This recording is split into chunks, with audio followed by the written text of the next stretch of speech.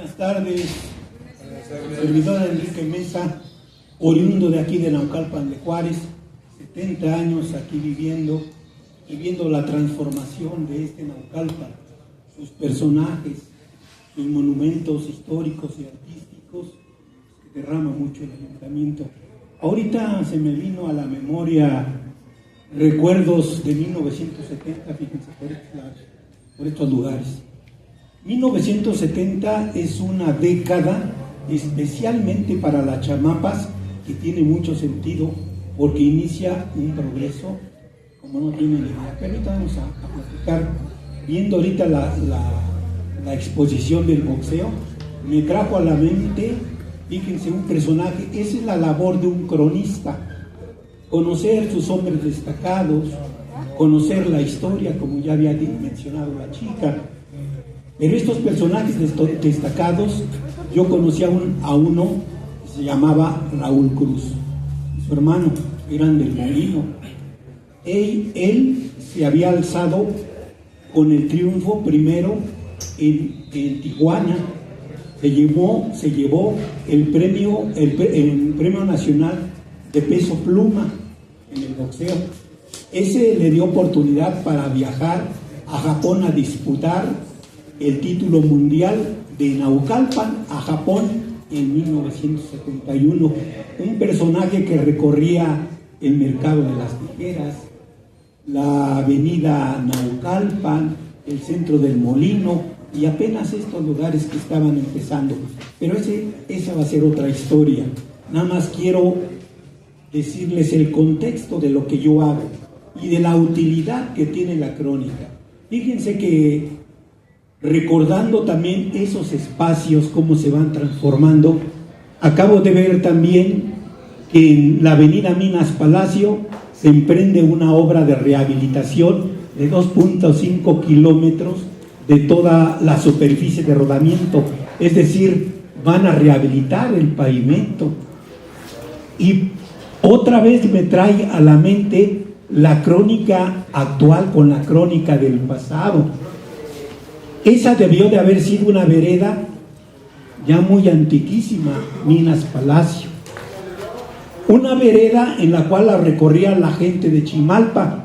La gente de Chimalpa tenía que pasar por estos lugares para ir pues a buscar su sustento, a vender su leña, a vender su carbón, a vender muchas cosas, pero tenían que atravesar por las chamapas, por el pueblo de San Rafael Chamapa.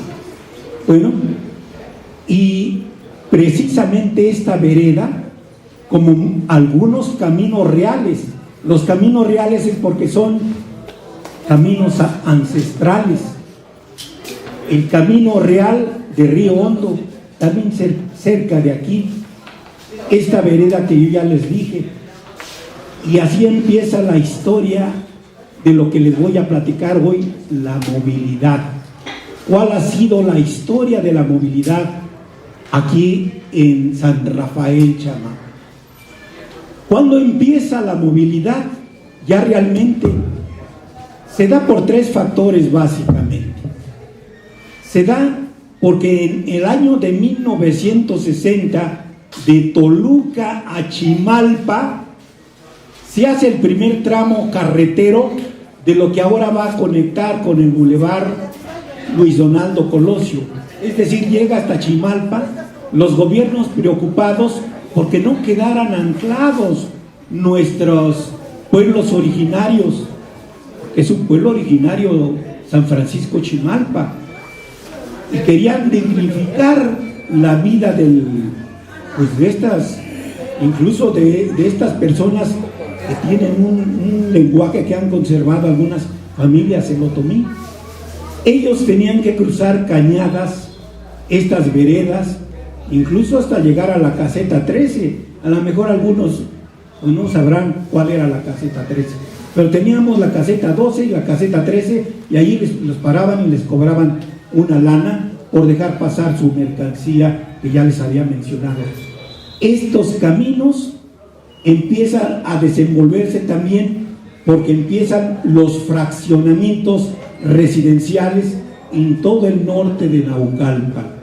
Desde 1957 se empieza a anclar Ciudad Satélite y algunos otros, pero también los parques industriales, donde muchos de nuestros familiares, de nuestros abuelos, de nuestros padres, pues ahí dejaron parte de sus pulmones, parte de su sudor para darle sustento aquí, que desde 1970 empieza a cobrar mayor relevancia las chamapas, lugar que en los años 40 se volvió bien emblemático. ¿Por qué? Fíjense cómo tiene historia Naucalpan, y me voy remontando a otras cosas.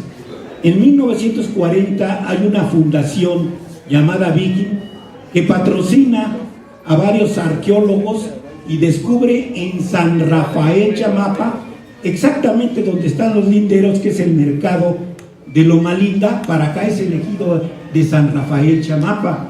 De allí descubren vestigios desde cuando el hombre sale de las cuevas y empieza a hacerse sedentario, a labrar la tierra de manera rudimentaria, pero surge a partir de estas culturas formativas, junto con otras también, pero son pocas. Imagínense cómo tiene historia Naucalpan aquí. ¿Y por qué? Simplemente porque habíamos tenido muchísimos recursos que a través del tiempo los hemos dejado perder. Aquí corrían dos ríos paralelos, río San Lorenzo, río Los Cuartos, que anteriormente se le llamaba, la gente grande les llamaba Río Verde. Yo creo que alguien se ha de acordar, algunas personas se han de acordar de ello. Imagínense cómo estaba, porque el agua es vida, entonces se asentaban los primeros pobladores. Pero estamos hablando de los caminos. Llega 1960 y hacen el primer tramo. Eso le da un auge y un impulso, porque teníamos poca población. Ya en la siguiente década, 8 veces se incrementa la población en Naucalpan, de 80,000 se va ya de una forma estratosférica, pues. Pero fíjense que después, en 1965, se empieza a tener ya la interconexión de Chimalpa hacia donde está, más o menos donde estaba el Museo Tlatilca. Después se vienen los años de 1970, pero antes de ello se construyen dos vialidades, que es la de 1960 a 1967, porque empieza desde el 60 la supercarretera que tenemos aquí de la autopista, la México-Querétaro, que venía desde Palmillas, Querétaro, hasta Satélite. Después los 8 carriles se inauguran en 1967. Eso da un impulso para que haya una migración de mucha gente que vea a Naucalpan como un panal de miel para darle sustento a la familia. Y esas vialidades tienen que estar interconectadas, es decir, al interior de la población de Naucalpan, porque ya teníamos vialidades que conectaban hacia el Valle de México, pero faltaba interconectar las vialidades de Naucalpan. Es así que desde 1970 se empieza a hacer un circuito de Someyucan, Tolva, para tratar de llegar e interconectar con la Luis Donaldo, actualmente la Luis Donaldo Colosio. Esas veredas y caminos antiguos empiezan a quedar en el pasado. Pero también fíjense que llega con estas vialidades y con el desarrollo y el progreso, llega otra clase de políticos. En aquel entonces teníamos dos problemas bien difíciles en Naucalpan. Estamos hablando de la década de 1970. ¿Cuál era? Era el caciquismo. Había muchas personas que veían a la gente que emigraba aquí como gente foránea, como gente que pues apenas estaba haciendo vida, hogar, y era gente a veces, pues a lo mejor a sus circunstancias de ignorancia o su carácter ya moldeado muy a la antigua, que querían forzosamente hacer lo que ellos quisieran. En esta zona no quiero decir nombres porque no sea que vaya a herir susceptibilidades, pero hubo, por ejemplo, un regidor de la zona de Chamapa que hasta hizo cosas en 1971 bien difíciles en Cabildo, un correteo allí con pistola en mano. Imagínense cómo estaba la cuestión del caciquismo aquí. Tremendo, tremendo. Y realmente también un abuso a las personas que empezaban a comprar aquí sus lotes. Vendían uno, vendían 2, 3 veces el mismo lote. Pero allí empezó a fundarse las Chamapas y la gloriosa sexta sección de San Rafael Chamapa, Valle Dorado, con esas condiciones de caciquismo, pero también de la llegada del grupo político llamado los Tolucos. Importan gente de Toluca para venir a gobernar, para venir a decidir por los naucalpenses. Llega una clase política a partir de 1969, un doctor llamado Manuel Mateos Cándano, y después llega Juan Monroy Pérez de Atlacomulco, de Toluca, y después le deja el poder a alguien que después sería gobernador en el Estado de México, pero fue presidente municipal de Naucalpan. Estamos hablando de Arturo Montiel Rojas, pero tiene una razón. ¿Cuál razón de ser? Se empezó a mover un caudal de dinero como no tienen idea. ¿Por qué? Se empiezan a anclar centros educativos de primera. En 1971, la INEP Acatlán, ahora creo que es la FES Acatlán, se hace la primera piedra y a partir de ahí se despunta, pero ya está el CCH de Naucalpan y varias escuelas. ¿Por qué? Porque empieza a haber mucho dinero en Naucalpan. Pero también se hace la carretera Circunvalación, que ahora es la vía Gustavo Vaz y que va a entroncar hasta la vía López Portillo. Empieza a ver esa historia de movilidad aquí en Naucalpan. Una movilidad que ahora, con estas condiciones, empieza a variar, porque ahora han ustedes escuchado del Mexicable, del Mexibus, pues ya pronto se va a tener en estos lugares. Pero gracias también, y no quiero darle un guayabazo al presidente municipal, pero creo que es un joven que debemos, la gente, tenerle confianza y capitalizar todo ese potencial que trae él. Isaac trae un potencial porque empieza a gestionar la cuestión del Mexicable, porque apenas estamos viendo que empieza a repavimentar, a rehabilitar el pavimento de la Minas Palacio, pero no nada más en el norte. Yo soy del poniente de Naucalpan, vengo de San Mateo Nopala, pero soy oriundo de Santa María Nativitas, allí cerca de Walmart Echegaray. En esa parte del poniente de Naucalpan también empezó a ayudar, no desde que era presidente, desde que fue diputado hizo varias labores. De allí, la verdad, no me quité el sombrero porque no lo uso, pero me quité la gorra de veras por eso. Creo que estamos en un carril adecuado por una nueva transformación en movilidad, en nuevo quehacer de hacer gobierno, pero vamos a remontarnos a otras cosas de 1971. Estos lomeríos, llamados así por la palabra náhuatl, chamapa, que se dice en el caserío o en los caseríos. Imagínense, estamos hablando desde el siglo XVII, que ya se le conocía como los caseríos. Chamapa.